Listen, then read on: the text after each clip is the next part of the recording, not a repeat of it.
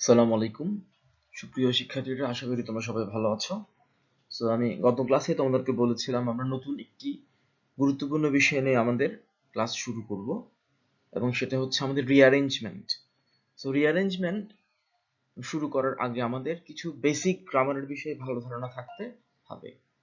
Rearrangement করার আগে আমাদের প্রথমে যে জিনিসটা আমাদের জানতে হবে সেটা হচ্ছে পাংচুয়েশন মার্কস বা জ্যোতিচিহ্ন। জ্যোতিচিহ্ন কি?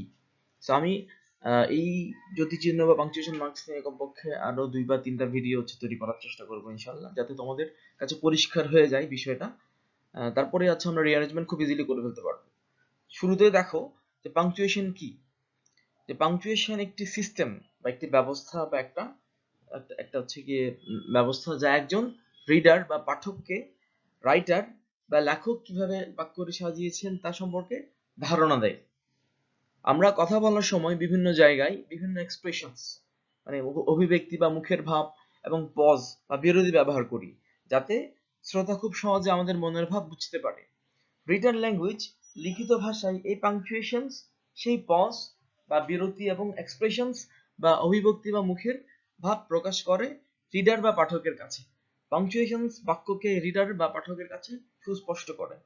এটা হচ্ছে পাংচুয়েশনের সংজ্ঞা। পাংচুয়েশন মানে হচ্ছে যে কোনো একটা লেখক কোনো কিছু যদি লিখেন, ওই লেখাটা কেউ যদি পড়েন, তাহলে ওই লেখক হচ্ছে আসলে কি বোঝাতে চেয়েছেন সেটা পরিষ্কারভাবে যদি কেউ বুঝতে চায়, তাহলে অবশ্যই ওই লেখককে পাংচুয়েশন মার্কস ওখানে ব্যবহার করতে হবে।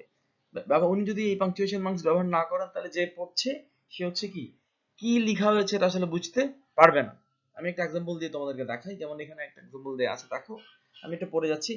I was walking through a forest. Suddenly, I heard a roar. Oh, it was a tiger. I was very afraid.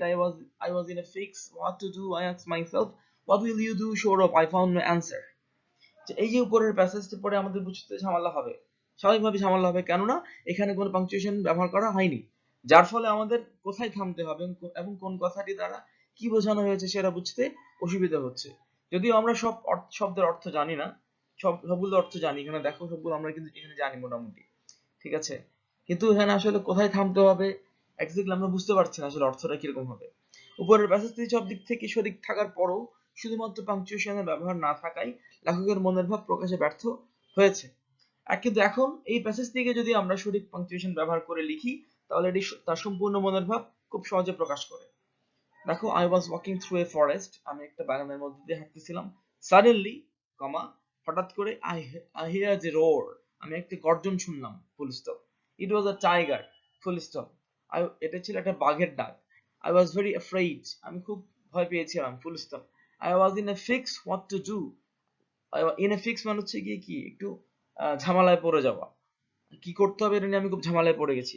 I অ্যাস্কড myself, কমা, আমি নিজেকে জিজ্ঞেস করলাম। তারপর দেখো উদ্ধৃতি চিহ্ন, what will you do Sourav, পুলিশ কোশ্চেন মার্ক, প্রশ্নবোধক চিহ্ন, উদ্ধৃতি চিহ্ন শেষ। তুমি কি করবে Sourav? I found no answer, আমি কোনো উত্তর পেলাম না। আমি তাহলে ফুল স্টপ। তাহলে দেখো এই যে উপরের প্যাসেজটা হচ্ছে কি প্রথমে দেওয়া হয়েছিল পাংচুয়েশন মার্কসের ব্যবহার ছাড়া, কিন্তু তো ওই সময় এটা পড়ে আমরা কোনো অর্থ বের করতে পারিনি, কিন্তু নিচের প্যাসেজে যখনই হচ্ছে আমি পাংচুয়েশন মার্কস প্রয়োগ করলাম, তখনই হচ্ছে এটার অর্থগুলো আমার কাছে সুস্পষ্ট হয়ে গেছে। এইভাবেই পাংচুয়েশন মার্কসের ব্যবহার আমাদের লেখার বা পড়ার ব্যাপারে হচ্ছে আমাদেরকে সাহায্য করে।